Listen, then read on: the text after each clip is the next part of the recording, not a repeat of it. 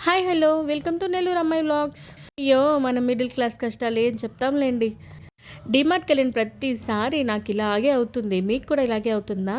ఏంటంటే ముందుగానే అనుకుంటాను ఈసారి ఎక్కువగా ఖర్చు పెట్టకూడదనేసి, కానీ అక్కడికి వెళ్ళిన తర్వాత అస్సలు అడ్డు అదుపు లేకుండా ఏది పడితే అది కొనేస్తాను. అవసరం ఉన్నా లేకపోయినా చూసిందల్లా కొనాల్సిందే. మీరు అంతేనా? అదే మన నెల్లూరు అయితే సామాన్ల చిట్టి రాసుకొని స్టోనర్స్‌పేటకి వెళ్ళామంటే మనం ఏం తీసుకోవాలనుకున్నామో అవి మాత్రమే తీసుకొని ఇంటికి వచ్చేస్తాం. కానీ ఇక్కడ అలా స్టోనర్స్‌పేటలాగా మాకు అవైలబుల్ లేదు కాబట్టి ఇక్కడ డీమార్ట్‌కి వెళ్ళి ఒకటి కావాలనుకుంటే పోయి 10 కొనుక్కొని వచ్చుకుంటున్నాం. ఏం చేద్దాం చెప్పండి? తప్పదు. కొన్ని కావాలంటే కొన్ని వదులుకోవాలి. హైదరాబాద్‌కొచ్చేసాక మన నెల్లూరు స్టోనర్స్‌పేటని చాలా మిస్ అవుతున్నాం. ఎందుకంటే అక్కడ ఎంత కావాలో అంతే తీసుకుంటాం. కానీ ఇక్కడ మాత్రం మనకు కావాల్సిన దానికన్నా ఎక్కువే తీసుకుంటాం. ఏదో మిగిలిచ్చేద్దాం అన్నట్టు ప్యాకెట్స్ తీసుకోకుండా ఇలా లూజ్ తీసుకుంటాం. దాని మీద మిగిలే 5, 6 ఇక్కడ మనం హాఫ్ కేజీ తీసుకోవాల్సింది 600 గ్రామ్స్, 700 గ్రామ్స్ అలా పడుతుంది. ఆ మిగిలిన డబ్బులు కాస్త ఇక్కడ పోతాయి. అదేదో ప్యాకెట్సే తీసుకుంటే హాఫ్ కేజీ తీసుకోవచ్చు కదా అంటే మనం మనసు ఊరుకోదు కదా. ఏదో మిగిలిచ్చేద్దాం అనేసి లూజే తీసుకుంటాం. మళ్ళీ ఇక్కడికొచ్చాక బోల్డన్ని ప్రాసెస్‌లు. ముందైతే బ్యాగులకి ట్యాగులు, అలాగే బాడీ చెకింగ్‌లు. ఆ తర్వాత లోపలికొచ్చాక మన ప్యాకింగ్‌లు మనమే చేసుకోవాలి. అదే స్టోనర్స్‌పేటలో అయితే చక్కగా చిట్టి ఇచ్చేసి ఫోన్ చూసుకుంటూ, రీల్స్ చూసుకుంటూ కూర్చుంటే సరి మన సెట్ గారు మొత్తం అన్నీ కట్టించి ఇచ్చేస్తారు. అంతేకాకుండా చక్కగా ప్యాక్ చేసి గుమస్తాతో ఇంటికి కూడా పంపిస్తారు కావాలంటే. ఇక్కడ కూడా అలాగే ఉంది కానీ డోర్ డెలివరీ. మనమే ఇలా ఇంట్లోనే కూర్చొని ఉండలేక ఏదో అలా తిరిగేసన్నా వద్దామని చెప్పేసి ఇలా బయటకొచ్చేస్తుంటాం.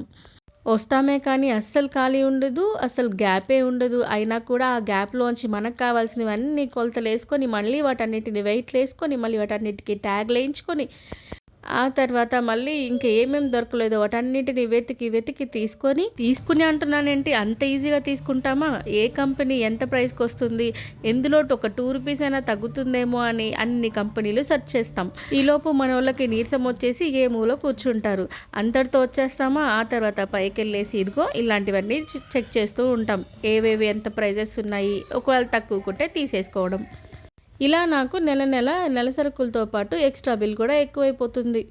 అదేంటి ఇవన్నీ ఎందుకు కొండం, మనకేం కావాలో అదే కొనుక్కొని వచ్చేయొచ్చు కదా అని అనుకుంటాం. కానీ పైకొచ్చిన తర్వాత కళ్ళు అస్సలు ఆగవు కదా. అందులో మన అమ్మాయిలకి ఏది చూస్తే దాని మీద వెళ్ళిపోతుంది మనసు. ఇక్కడ ప్లేట్లు కానీ, గ్లాసులు, జార్స్ కానీ ఏం చూసినా అబ్బా ఇదైతే బాగుంటుంది ఇంట్లోకి, అబ్బా ఇదైతే బాగుంటుంది ఇంట్లోకి అనేసి ప్రతి ఒక్కటి తీసుకుంటూనే ఉంటాం. మన దగ్గర ఉండాలే కానీ డిమార్ట్ మొత్తం కూడా కొనేస్తాం. ఈ సిరామిక్ గ్లాసెస్ చూస్తుంటే ఇలాంటి సెటప్పే మా ఇంట్లో వేసేసుకోవాలనిపిస్తుంది నాకు. అంత బాగుంటాయి అసలు, ఎంత క్లాసీ లుక్ ఉంటాయో కదా. ఒకప్పుడు చీరల మీద, డ్రెస్సుల మీద ఎక్కువ ఉండేది నాకు. కానీ ఇప్పుడు మాత్రం ఎక్కడ చూసినా ఇలాగా ఈ సిరామిక్ ఐటమ్స్ మీద, ఇంట్లోకి కావాల్సిన హోమ్ డెకార్ ఐటమ్స్ మీదే ఉంటుంది. అదేంటో కానీ మీకు కూడా అలాగే ఉంటుందా? ఏ రాయితే ఏంటిలేండి, ఏదైనా పసుకి చిల్లు పడాల్సిందే. అప్పట్లో డ్రెస్సులు, ఇప్పుడు హోమ్ డెకార్లు. దేనికైనా సరే మనీ ఇంపార్టెంట్. మనీ ఎందుకు వేస్ట్ చేస్తామని హస్బెండ్ అన్నప్పుడల్లా నేనేం వేస్ట్ చేయట్లేదండి, అన్నీ ఇంటికే కొంటున్నాను అనేసి హస్బెండ్ని ఎలాగోలాగా సర్ది చెప్పేసుకోవడమే. డీమార్ట్లో ఉన్న డబ్బులన్నీ అయిపించేసుకొని ఏ 30, 50 పెట్టుకొని పర్సులో బయటకు వస్తే ఆ 30, 50 కూడా వదలరు వీళ్ళు.